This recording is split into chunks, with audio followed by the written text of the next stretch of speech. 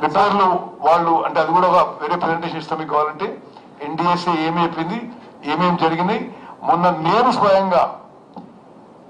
నేను స్వయంగా సెక్రటరీ గారు ఈఎన్సీలు అందరితో ఢిల్లీలో నేషనల్ డ్యామ్ సేఫ్టీ అథారిటీతో మేము ఇదే రివ్యూ చేసినాం. ఇప్పుడు ఇది చెప్పిన మీరు ఇది చేసినాము.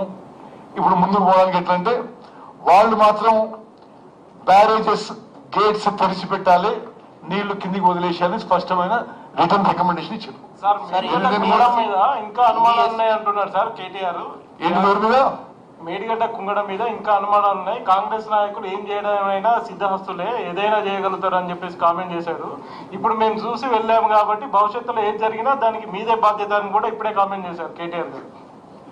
ఏం జవాబు చెప్పాలి అంటే 1000 కోట్ల దొబ్బి అసలు మీ టైంలో కట్టి మీ టైంలో కుంగిపోయి కాంగ్రెస్ వాళ్ళు చేసినట్టు. అసలు ఇంతకన్నా సిగ్గుచేటు ఏమన్నా ఒక బాధ్యత ఉన్న ప్రజాపతి మాట్లాడవచ్చు? అసలు షేమ్ఫుల్.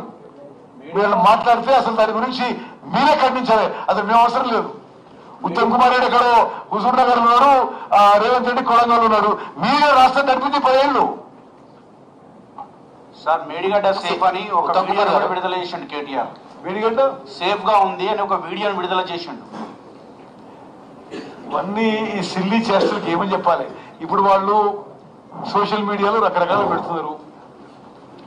నేను మీకు చాలా స్పష్టంగా చెప్పిన, ఇప్పుడు ఎన్డీఎస్ఏ రిటర్న్ రికమెండేషన్ కూడా మీకు విడుదల చేస్తాం మేము.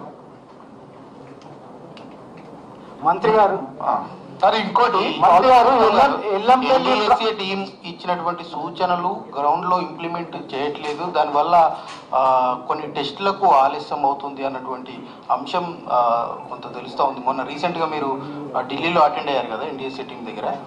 అప్పుడు రాష్ట్ర ప్రభుత్వం తీరు మీద ఎన్డీఎస్ఏ టీం ఆగ్రహం వ్యక్తం చేసినట్లు తెలుస్తోంది. అందులో ఎంతవరకు నిజం అంటారు? అందులో ఏమీ నిజం లేదు, పూర్తిగా అబద్ధం. మేము పూర్తిగా మొదటి రోజు నుంచి ఇప్పటి వరకు ఎన్డీఎస్ఏ రికమెండేషన్ దగ్గరికి ముందుకు పోతున్నాం. మంత్రి గారు, ఎల్లంపల్లి ప్రాజెక్టు ప్రణాళిక ఏంటి సార్? అది 20 టీఎంసీల సామర్థ్యం గలది ఎల్లంపల్లి ప్రాజెక్టు.